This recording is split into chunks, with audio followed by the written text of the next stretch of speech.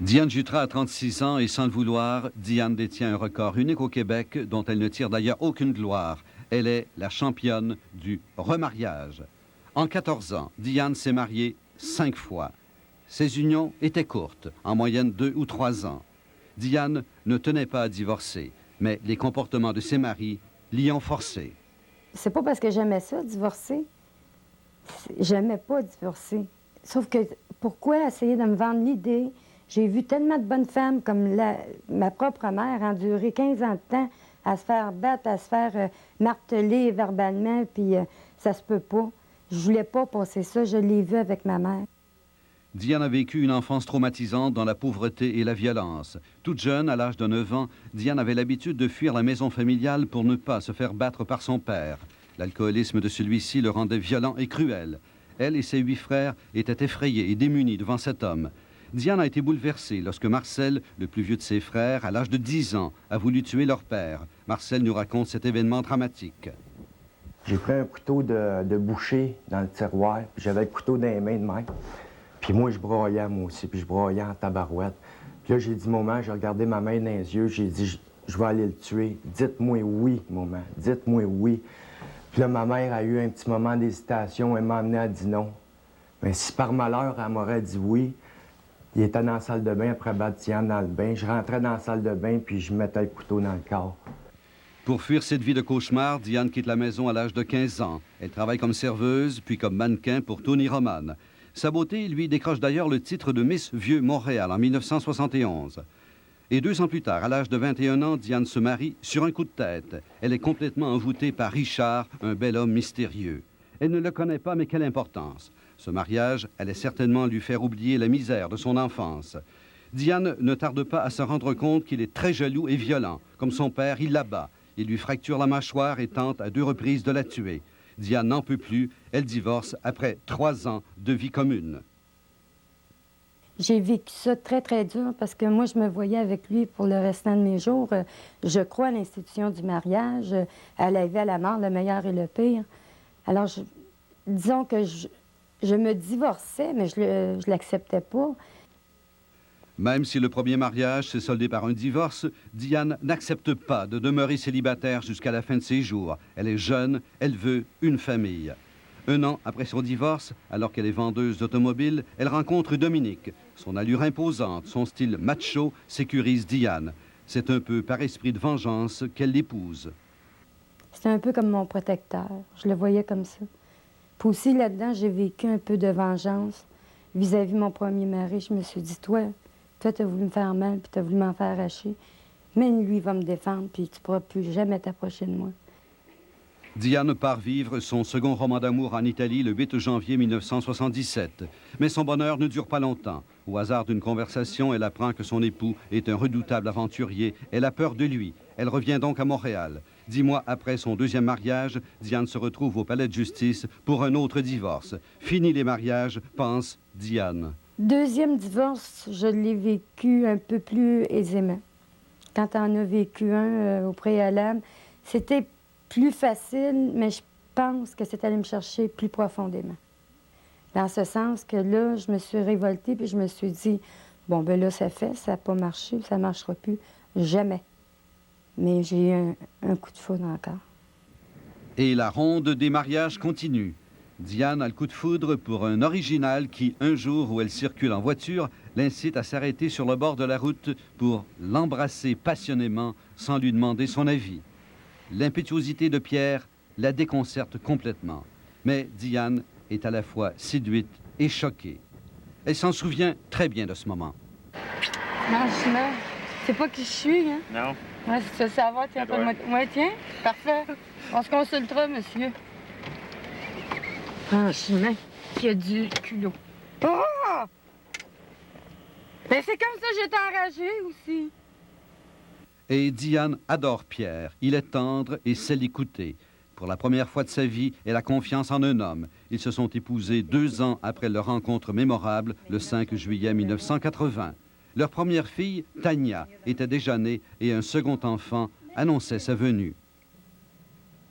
2 ans plus tard, soit le 25 octobre 1982, Pierre meurt dans un accident d'automobile avec son frère. Diane est complètement anéantie. Elle ne comprend pas pourquoi la mort lui arrache cruellement le plus grand amour de sa vie. Elle en perd la raison et tente de se suicider à plusieurs reprises. Elle veut disparaître en entraînant ses enfants dans la mort. J'ai voulu mourir avec lui. J'ai demandé qu'on sorte les enfants de la maison immédiatement, sinon j'y tuerais. Pas pour leur faire mal. À ce moment-là, dans ma tête, je voyais comme... Parce que nous avions un lac où nous demeurions.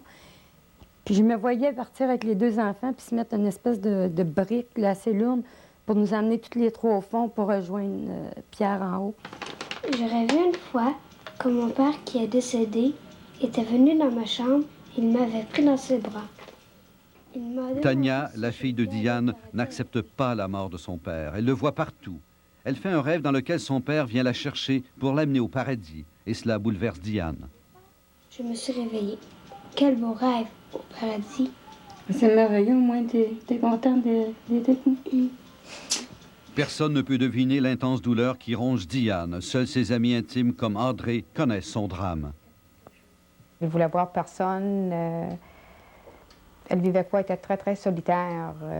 Des fois, je rentrais dans la maison, puis elle était sur son fauteuil. Je la vois comme si c'était hier, puis elle pesait peut-être 95 livres, puis elle était toute renfermée, puis elle avait l'air d'une petite vieille, peut-être de 90 ans, là, qui était les yeux... je pensais pas réellement qu'elle s'en sortirait. Pour s'en sortir, Diane se remet à travailler. Et c'est à ce moment-là qu'elle rencontre Asher, qui est vendeur de lunettes dans un grand centre commercial. Asher est un juif de 30 ans, timide, sensible. Il veut aider Diane à se débarrasser de son alcoolisme dans lequel elle a sombré. Il veut l'épouser, mais Diane hésite. La réaction de son fils la fera accepter une fois de plus. Quand il est arrivé dans la chambre de ma fille où mon fils était, mon fils a seulement regardé le bas de ses jambes, puis il a crié « Papa, papa », puis Asher a tout de suite pris l'enfant, puis l'a serré très fort, puis mon fils a eu la même réaction. Puis c'était comme si mon fils retrouvait son père. Et puis ça m'a donné comme un choc, puis je me suis dit, c'est ma réponse. Moi, j'ai pas de mari, puis eux ont pas de père. Ils se sont épousés le 16 novembre 1984. Mais le mariage ne fonctionne pas. Diane ne tolère pas les habitudes religieuses de son mari. Elle devient très agressive. Et elle pense de nouveau à Pierre, et pour l'oublier, elle s'est remise à boire. Les membres de sa famille sont découragés. Ils craignent que son déséquilibre n'affecte ses enfants. Ils font appel à la justice et un agent de la protection de la jeunesse vient les chercher. Tout cela provoque sa rupture avec Asher. De se retrouver devant le juge pour un troisième divorce a fait réagir ce dernier. Son avocat, Maître Gagné, qui l'a représenté pour tous ces divorces, nous en parle.